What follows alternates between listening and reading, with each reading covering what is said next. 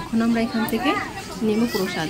এই লাইন দিয়ে সব প্রসাদের দোকান, আর ফুল বেলপাতা সব এখানেই পাওয়া যায়। আর ফুল বেলপাতা মাত্র 10 টাকা। আর এখানে বেশিরভাগ পেঁড়া আর বেসনের লাড্ডুটা খুব প্রসাদে চড়ানো হয়। নকুলদানা বাতাসা তো ভগবানের প্রিয়, মহাদেবের, সেটাও আছে। তো আমরা পেঁড়া নিয়ে নিলাম আর ফুল বেলপাতা নিয়ে নিলাম। তো এবার এখান থেকে আমরা সবাই যাব। আগে মামলেশ্বরের দর্শন করব, তারপরে যাব ওমকারেশ্বরে।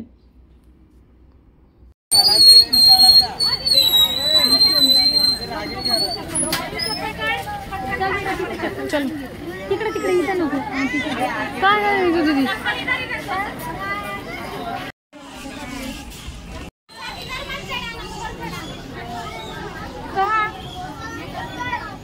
चलो